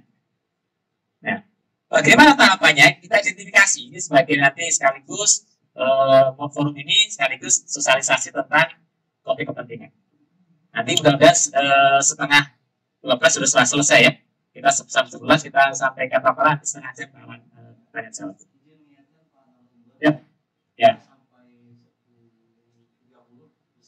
Siap, iya, boleh. Ya, siap. Nah, oleh karena Bapak Ibu, mari kita bersama-sama untuk melakukan transformasi budaya. Gratifikasi. Yang semula gampang, semula mudah menerima hadiah, sekarang harus bikin. Hadiah tersebut boleh tidak boleh. Ada sebut dalam konteks pelaksanaan tugas atau tidak. Maka sehingga nanti secara pribadi, secara organisasi kita bisa tahu mana yang boleh, mana yang dilarang, mana yang halal, mana yang haram, dan mana yang subhan. Nah, sehingga nanti ada kita menolak sesuatu yang dilarang ini. Sehingga nanti kita akan menggunakan gratifikasi. Nah, sekarang pertanyaan, apa itu gratifikasi? Nah, ini kalau senantiasa menerima berarti akan harga dirinya rendah, paling tidak harga dirinya turun, keberkahnya rezekinya turun, tadi integritasnya turun. Baik, ini sejarah dari tembok Cina juga hancur karena gratifikasi, juga kejayaan Sriwijaya juga salah satunya dengan karena memberikan hadiah dalam jabatannya. Nah, berarti berbahagia. Yang kedua adalah gratifikasi itu akan korupsi. Kenapa sampaikan akan korupsi? Seperti yang terdapat dalam gambar ini. Walaupun kecil, banyak ibu merusak tadi, merusak visi misi, merusak antrian, merusak sistem, merusak kemenangan ataupun merusak keberkahan. Yang kedua menimbulkan sifat pengemis tadi, masih meminta, masih kurang. Yang ketiga tadi permisif untuk memberi karena merasa bertanggung, tidak enak, sungkan begitu. Nah, akhirnya ujung-ujungnya terjerembab dalam dosa yang lebih besar, yaitu menghalalkan segala cara agar bisa memuaskan dirinya, orang lain, organisasi yang ujungnya adalah merugikan keuangan negara ataupun merugikan keuangan pemerintah, perekonomian negara. Oleh karena itu maka mari kita belajar ataupun kita lihat kembali tentang gratifikasi dengan gravitasi. Nah, karena Bapak itu penting karena ternyata masyarakat juga masih belum bisa membedakan antara gratifikasi dengan gravitasi. Baik, ini sebagai perpandangan saja. Bedanya apa persamaannya nanti kita diskusikan. Nah, Bapak Ibu, gratifikasi itu apa sih sebenarnya? Gratifikasi itu menurut penjelasan pasal 12B besar adalah pemberian dalam arti luas. Jadi Bapak Ibu, dari definisinya masih netral. baik itu berupa uang, berupa barang, pinjaman tanpa bunga, pembayaran cuma-cuma, komisi ataupun diskon, fee, ya, rabat, fasilitas penginapan, tiket perjalanan, perjalanan wisata, dan lainnya, baik diterima di dalam negeri maupun di luar negeri dengan cara elektronik maupun tanpa elektronik. Jadi kalau dari sini Bapak Ibu ini masih netral. Nah, sehingga nanti akan bergeser, yang boleh ini akan bergeser menjadi sesuatu yang samar-samar, gitu. Subhat ya, dalam agama, juga yang akan bergeser di sesuatu yang dilarang. Nah, nanti kita akan sampaikan mana yang boleh dan mana yang dilarang. Nah, ini menurut pemahaman dari Profesor Tlapo Santoso, jadi hadiah ini berlaku umum nih. Nah, hadiah yang diterima oleh masyarakat itu adalah hadiah karena hubungan kekerabatan dan sebagainya. Nah, jika diterima oleh pegawai negeri ataupun penyelenggara negara, maka istilahnya menjadi gratifikasi. Jadi Bapak Ibu, hadiah ulang tahun yang Bapak Ibu terima itu namanya gratifikasi ulang tahun, bukan hadiah ulang tahun. Kenapa? Karena Bapak Ibu sebagai pegawai negeri ataupun sebagai penyelenggara negara. Nah, Bapak Ibu yang berbahagia, hadiah ulang tahun tersebut itu bisa boleh, bisa dilarang, tergantung siapa yang memberi. Nah, jika diberikan oleh orang yang berhubungan dengan jabatan, dan yang kedua berlawanan dengan kewajiban tugasnya, itu dilarang, namanya ilegal, namanya gratifikasi yang dianggap suap. Nah, inilah yang dilarang Bapak Ibu. Nah, ini beda tipis dengan namanya suap. Jadi, pemberian gratifikasi yang dianggap suap itu karena itu Bapak Ibu sebagai pejabat atau sebagai hakim, sebagai panitia, sebagai pegawai di lingkungan pengadilan agama. Diberikan oleh siapa? Para pengguna layanan. Para orang yang sedang melakukan proses NCR misalnya, apa? Rujuk dan cerai, misalnya begitu. Atau mungkin dalam hal perwarisan begitu. Nah, setelah selesai divonis, diputuskan dan merasa telah dibantu, kemudian memberikan sedikit hadiah untuk Bapak Hakim atau Bapak Panitera, Ibu Panitera, itu dianggap suap. Kenapa? Terpenuhi dua unsur ini. Berhubungan dengan jabatannya, berlawanan dengan tugas kewajiban. Nah, beda dengan suap, Bapak. Beda tipis dengan suap. Kenapa? Kalau suap sudah ada transaksi, nah Bapak, tolong putuskan tuntutan cerai saya, nanti Bapak akan saya kasih sekian persen dari harta penduduk ini. Berarti ada transaksional gitu. Itu Bapak Ibu, dan sekaligus sudah bisa menjawab tentang perbedaannya. Nah, ini Bapak Ibu, gratifikasi yang dilarang cuma satu saja, yaitu gratifikasi yang berhubungan dengan jabatannya. Jadi, kalau Bapak Ibu bukan menjadi pejabat atau pegawai negeri di lingkungan pengadilan agama, tidak mendapatkan hadiah oleh orang tersebut. Itu namanya berguna jabatan. Yang pertama. Yang kedua, secara kode etik, secara sumpah jabatan, secara aturan dilarang. Nah, begitu. Misalnya contohnya nanti kita sampaikan dalam beberapa yang diperbolehkan nanti sebagai permisalan. Oleh karena sebutkan dalam pasal 12, saya mengatakan setiap gratifikasi kepada pegawai negeri ataupun penyelenggara negara dianggap suap apabila berhubungan dengan jabatannya dan yang berlawanan dengan kewajiban tugasnya. Nah, Bapak Ibu, itu termasuk pidana, yaitu pidana penjara seumur hidup, paling singkat 4 tahun, paling lama 20 tahun, kemudian paling denda, paling sedikit 200 juta dan paling banyak 1 miliar. Jadi ini lebih tinggi dari suap dan delik hukum yang lain. Nah, jika terpenuhi 4 unsur ini Bapak Ibu, nah, yaitu pegawai negeri ataupun penyelenggara negara, nah, menerima hadiah untuk gratifikasi dari siapa? Nah, dari orang yang berhubungan dengan jabatannya dan secara undang-undang dilarang, maka berlawanan dengan kewajiban tugas. Nah, jika tidak dilaporkan pada KPK 3 bulan kerja, maka full toid, penuh, bisa dikenakan pemidanaan pasal 12B besar. Nah, ini Bapak Ibu di sini ada 2. Pemidanaan jika tidak lapor dalam 30 hari kerja. Itu baru full toid, pemenuhan unsur pasal terpenuhi 30 hari kerja sejak diterimanya. Nah, apabila dalam 30 hari kerja yang bersangkutan melaporkan penerimaannya, maka mendapatkan namanya dispensasi pasal 12B besar, yaitu pemidanaan sebagaimana diatur dalam pasal 12B besar tadi, 20 tahun, 4 tahun, 20 seumur hidup, atau 200 juta, sebenarnya itu tidak berlaku. Tidak berlaku, Bapak Ibu. Nah ini, pegawai negeri saya pikir Bapak Ibu sudah paham semuanya. Siapa itu pegawai negeri? Adalah orang yang mendapatkan gaji upah dari keuangan negara. Yang ketiga, Bapak Ibu masuk di situ. Entah itu yang mulia, sebagai hakim tinggi, sebagai ketua pengadilan tinggi agama, ketua pengadilan agama, Bapak Ibu panitera, Bapak Ibu sekretaris, Bapak Ibu staf, ataupun termasuk sini. Kenapa? Mendapatkan gaji upah dari keuangan negara bandara. Masuk di situ. Apalagi Bapak Ibu termasuk tadi yang menjabat sebagai hakim dalam kategori pengadilan sebagai penyelenggara negara. Ya, tadi pasal 12C Bapak Ibu seperti ini tidak berlaku lagi. Nah, Bapak Ibu ini yang penting saya sampaikan, angka 10 juta ini adalah angka batasan di pengadilan untuk membalikan beban pembuktiannya. Jika yang diterima adalah lebih dari 10 juta, maka yang membuktikan kalau itu bukan suap adalah si terdakwanya, si penerimanya. Jika nilainya lebih kurang dari 10 juta, justru jaksa penuntut umumnya yang membuktikannya kalau itu suap. Baik Bapak Ibu, tadi sampaikan bedanya apa ketika dengan suap. Nah, kalau pemerasan berarti pejabatnya yang minta, yang memeras itu. Baik dengan secara langsung maupun dengan sindiran ataupun samar-samar, ataupun dengan kode-kode tadi. Kayak kita mau korban ini kayaknya kita belum punya kambing dan gitu. Nah, berarti itu sindiran, berarti meminta sindiran. Pejabatnya aktif pemerasan, pejabatnya pasif tidak minta dikasih, itu namanya gratifikasi dianggap suap. Pejabatnya sama masyarakat ada kong kali kong transaksional, itulah namanya pemerasan tadi.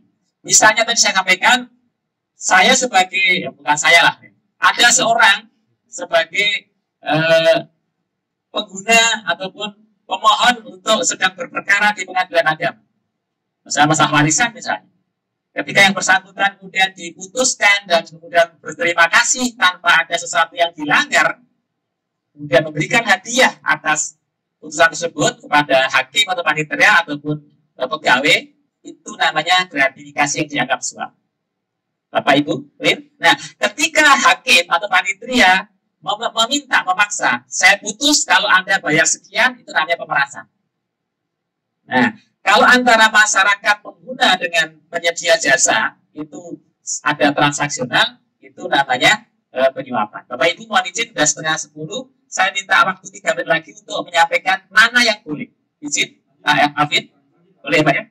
Ini perbedaannya. Sekarang pertanyaannya, mana yang boleh diterima? Oke, sikapnya bagaimana? Ketika Bapak Ibu tidak gratifikasi, tolak saja. Terutama dianggap suap ya. Jika tidak menolak, bisa menolaknya silakan diterima dan dilaporkan. Bapak Ibu, ini yang boleh bagaimana? Yang boleh ini menurut peraturan KPK nomor 2 tahun 2019 ada 4 kriteria. Berlaku umum misalnya, menjadi pegawai atau tidak, tetap menerima, itu berarti boleh. Misalnya sukacita, dukacita, ada orang datang dengan sumbangan, boleh berarti. Itu berlaku umum. Ya. Bapak Ibu akan menikahkan putrinya, resepsi pernikahan, ada yang datang menyumbang, itu boleh berarti berlaku umum. Nah, cuman sebagai pegawai negeri nanti harus ada undang nih, tidak bertentangan dengan peraturan undang-undang, ada batasannya. Jadi kalau misalkan di Mahkamah Agung 500.000, ya, sesama rekan hakim, sesama rekan insan Mahkamah Agung boleh 500.000 maksimum. Nah, begitu ya. Nah, seperti itu. Walaupun di KPK 1 juta, tapi kalau dari insan Mahkamah Agung maksimum 500.000, itu sudah dianggap suap lebih dari itu. Nah, begitu. Yang kemudian ada istiadat, kemudian badan sebagai ceramah tambahan. Seperti apa misalnya? Ya seperti Bapak Ibu ini ada 17 kelompok ini dari keluarga, ya, pendapatan dana pribadi, dari anggota koperasi ataupun organisasi kepegawaian yang lain sebagai logo, promo dan sebagainya. Lebih gampangnya, mari kita lihat saja sebagai video yang berikut ini.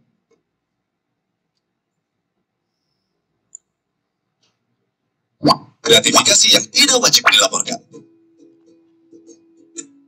Tahukah kamu bahwa tidak semua gratifikasi itu dilarang?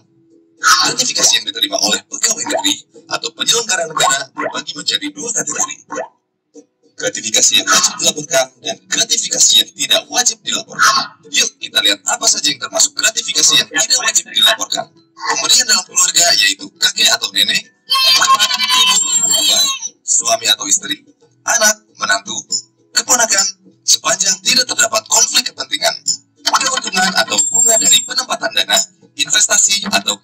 saham pribadi yang berlaku umum.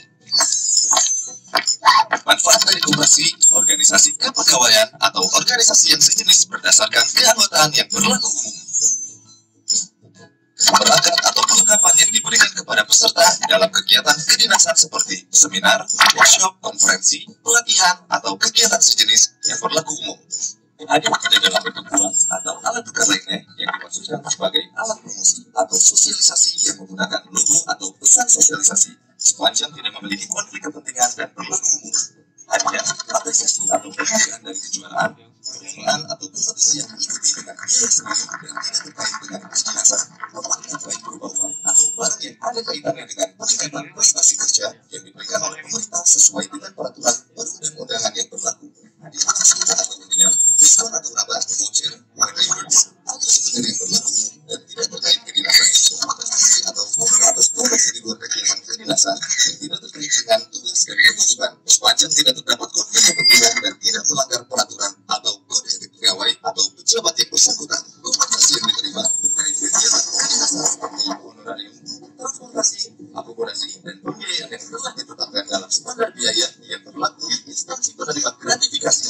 Kerangan bunga sebagai ucapan yang diberikan dalam acara seperti pertunangan, pernikahan, kelahiran, kematian, akikah, baptis, hitanan, potong gigi, atau upacara adat atau agama lainnya, bisa sambut, pensiun, promosi jabatan, pemberian terkait dengan pertunangan, pernikahan, kelahiran, akikah, baptis, hitanan, potong gigi, atau upacara adat atau agama lainnya dengan batasan nilai sebesar Rp1.000.000 setiap pemberi. Pemberian terkait dengan musibah atau bencana yang dialami oleh diri penerima gratifikasi, suami, istri, anak, bapak, ibu, mertua, atau menantu penerima gratifikasi sepanjang tidak terdapat konflik kepentingan dan memenuhi kewajaran dan kepatutan.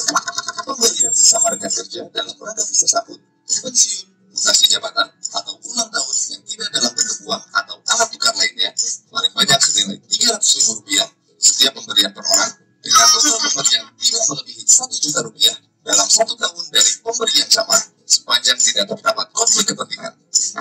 Pemberian bersama rekan kerja yang tidak dalam bentuk uang atau alat tukar lainnya dan tidak terkait kedinasan paling banyak senilai Rp200.000 setiap pemberian per orang dengan total pemberian tidak melebihi Rp1.000.000 dalam 1 tahun dari pemberian sama. Pemberian berupa hidangan atau sajian yang berlaku umum. Pemberian semata-mata atau pelekat kepada instansi dalam rangka hubungan kedinasan dan kenegaraan baik di dalam negeri maupun luar negeri sepanjang tidak diberikan untuk individu pegawai negeri atau penyelenggara negara. Nah, jadi sekarang Anda tidak perlu bingung lagi bahwa ada bentuk-bentuk gratifikasi yang tidak wajib dilaporkan. Yuk, dukung program pengendalian gratifikasi untuk Indonesia bebas dari korupsi. Baik, itu yang tadi yang boleh diterima 17 kelompok tersebut. Jika di luar itu, kalau silakan dilaporkan. Bagaimana pelaporannya? Bapak Ibu bisa langsung datang ke KPK, isi formulir, atau melalui surat, atau melalui aplikasi Goal ya, yang seperti ini. Bapak Ibu, saya pikir itu untuk yang nanti dalam pandangan Islam. Boleh kita sampaikan Pak 5 menit lagi? 3 menit? Atau cukup? Ya, pada Jumatan ya Pak ya. Oke, baik. Jadi intinya adalah semua agama di sini, semua agama, semua peradaban anti korupsi, anti gratifikasi. Dalam konteks Islam, memang ada dalil yang mengatakan tahabu. Saling memberilah hadiah, kalian akan timbul kasih sayang. Namun, ketika dalam jabatan, hadisnya adalah tentang Ibnu Ruqyah, dari seorang petugas zakat yang diperintah oleh Nabi mengambil zakat dari pembayar zakat, kemudian datang, ya Rasul, ini zakat untukmu, dan ini hadiah untukmu. Maka Rasulullah pun menegur, ketika engkau bukan menjadi petugas zakat di rumah, duduk bersama orang tua, ada atau tidak hadiah tersebut?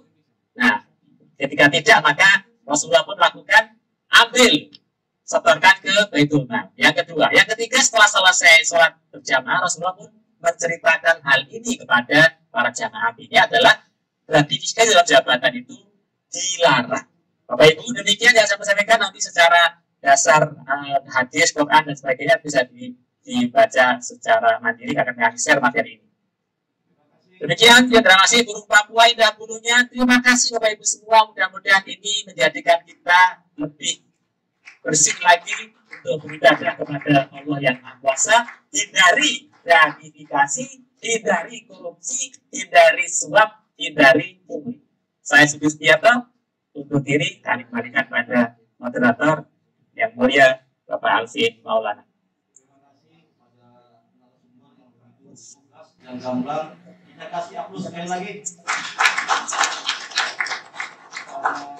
Beliau tahu narasumber saya Bengkulu banyak pantun. Saya nggak mau kalah juga nih Pak narasumber.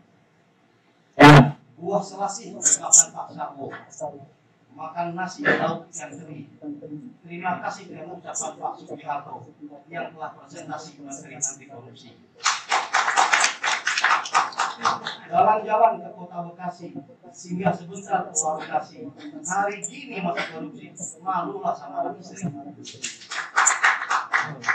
Sebelum dialog interaktif, mari kita dengar Pak Sugiharto dan para peserta baik YouTube. Ada beberapa video yang akan kami tayangkan juga tentang layak korupsi kepada penonton. Tolong tampilkan.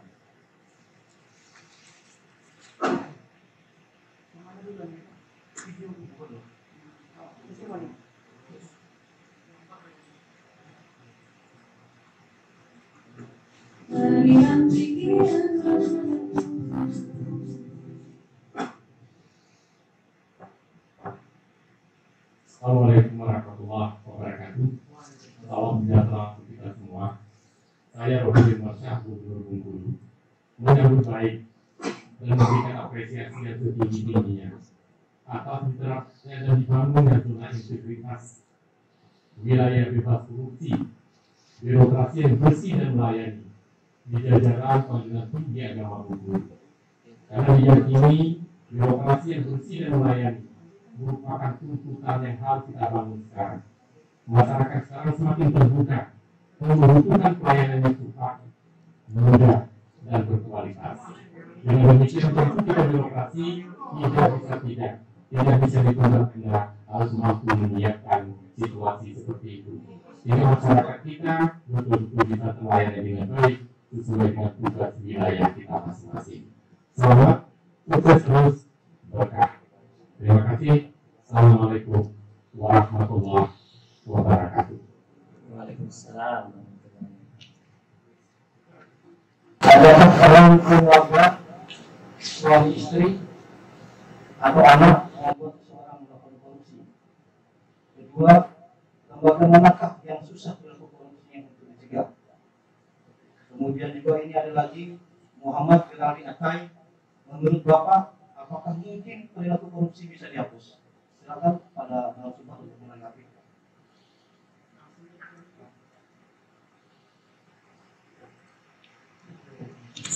Ya, terima kasih pertanyaan dari Bunda ya. Yang pertama, keluarga itu bisa tadi disampaikan ketika di film tadi Wansakan tadi kan si bapak kan melirik ke anaknya ke foto keluarga. Halo? Daripada keluarga itu bisa menjadi tadi motivasi untuk melakukan korupsi kalau memang keluarga tersebut memang tadi itu senantiasa apa ya rasanya itu mendorong ataupun karena korupsi itu ada sebabkan karena pressure.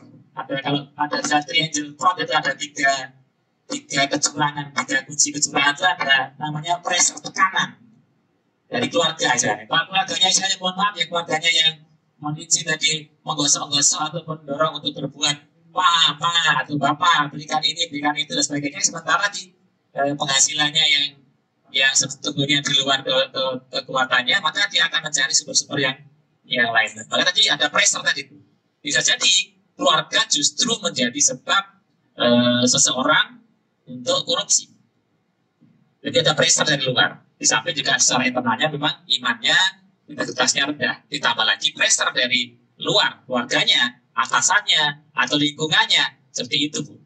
Nah, bagaimana? Ya tentunya adalah kami, karena memandang itu penting, maka ada program pencegahan korupsi berbasis keluarga. Nah, penelitian kami, Bapak dan Ibu, di dua kota, di Solo dan Jogja, itu ternyata 78% lah itu. Ibu-ibu itu mengajarkan tidak jujur. Dan apakah juga terjadi di Bengkulu? Itu kenapa? Terkait dengan kredit ya. Di kami itu di Jawa itu ada kredit harian itu. Dek, nak, Mbak, nanti kalau Mas itu datang, bilang ya Ibu nggak di rumah. Itu kan? Itu Bu, Pak. Itu secara tidak sadar mengajarkan itu tadi korupsi, ketidakjujuran, karena sebagai salah satu sumber penyebab orang itu korupsi. Nah, begitu, itu yang terjadi. Sehingga kemudian kami ada program banyak pendidikan berbasis keluarga, pencegahan korupsi berbasis keluarga itu digunakan pada zaman Pak Busro sebagai ketua KPK. Kemudian juga ada namanya SEPAK, Saya Perempuan Anti Korupsi. Kami juga menyasar ke ibu-ibu, gitu. Bapak-bapaknya mungkin oke di kantor, gitu kan, solid, gitu kan. Tapi ketika pulang ke rumah, kata Profesor Ustadz Gas Atlatif itu katanya tadi itu Profesor Dokter di rumah seperti ya tadi itu mungkin karena ya. Oleh karena itu maka kami juga melakukan pendidikan kepada ibu-ibunya, kepada wanitanya, kepada yang di rumah agar jangan menjadi tadi itu kompor untuk melakukan korupsi. Begitu ya. Ini yang pertama. Pertanyaan kedua, lembaga mana yang saling susah untuk ini apa terjadi ditangani korupsinya? Ya lembaga tadi itu, lembaga yang belum melakukan reformasi birokrasi yang tiga tadi itu. Secara data kami tidak bisa menyampaikan, nanti ada beberapa survei yang dilakukan oleh ICW juga LSI, ada beberapa yang disebutkan gitu. Tapi depannya adalah survei.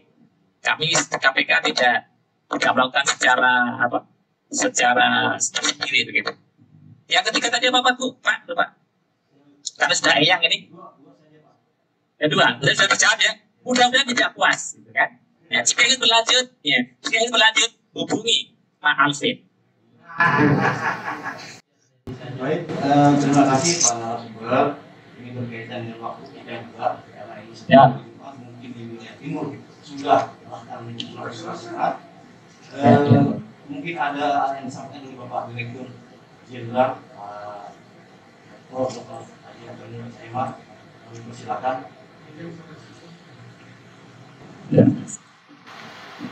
Terima kasih pembawa acara. Sekali lagi Pak Sugiarto, saya mengucapkan terima kasih banyak kepada Bapak yang telah memberikan materi tentang menghindari korupsi nepotisme, dan gratifikasi suap. Ini sangat penting sekali bagi kami di Peradilan Agama. Mudah-mudahan diskusi dan dari bahan Bapak ini yang Bapak sampaikan menjadi renungan dan bisa kami implementasikan di Peradilan Agama. Sekali lagi Pak, terima kasih, dan kami akan mengundang lagi Bapak di dalam pembicaraan secara nasional. Ya, terima kasih sekali lagi kepada teman-teman. Saya harapkan kepada teman-teman di seluruh Indonesia, bahan yang disampaikan oleh beliau coba direnungkan dan disosialisasikan di wilayah hukumnya masing-masing oleh Ketua Pengadilan Tinggi Agama. Kalau bisa bahannya dikasih Pak, biar anak teman-teman saya mensosialisasikan di wilayahnya masing-masing di seluruh Indonesia. Terima kasih banyak Pak Ketua Pengadilan Tinggi Agama Bengkulu dan Ketua Pengadilan Tinggi Agama seluruh Indonesia. Saya berikan apresiasi sekali lagi kepada Ketua Pengadilan Tinggi Agama Bengkulu dan jajaran. Billahi taufiq wal hidayah. Wassalamualaikum warahmatullahi wabarakatuh. Waalaikumsalam. Mungkin sebelum ditutup, saya atas nama pribadi, atas nama lembaga, mengucapkan terima kasih Pak atas kesempatannya, peluangnya untuk bersama-sama menyampaikan pembelajaran ini. Sekedar mengingatkan, Bapak Ibu saya pikir sudah paham itu, kita mengingatkan kembali, dan sekaligus pertama kami mengapresiasi dan kami berharap Bapak dan Ibu, karena sebenarnya gratifikasi sekarang sudah ada gratifikasi plus pelanggaran hukum sekarang, mudah-mudahan nanti dengan JTBPK, BPPN ini bisa teraplikasi. Kami berharap tidak cukup hanya well documented, mudah-mudahan juga well implemented.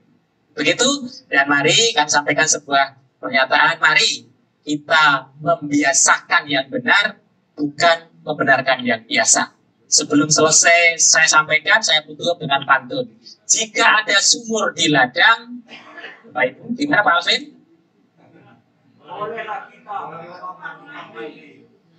Malu Bapak, malu Bapak. Ya, malu. Jika ada sumur di ladang, biarlah tetap milik petani. Jika ada umur kita panjang, mari kita peduli bangun negeri ini bebas dari banjir. Saya Ayang Sugi Sugiarto, Mbak Susan, mengucapkan terima kasih. Mohon maaf lahir batin. Wabillahi taufiq wal hidayah.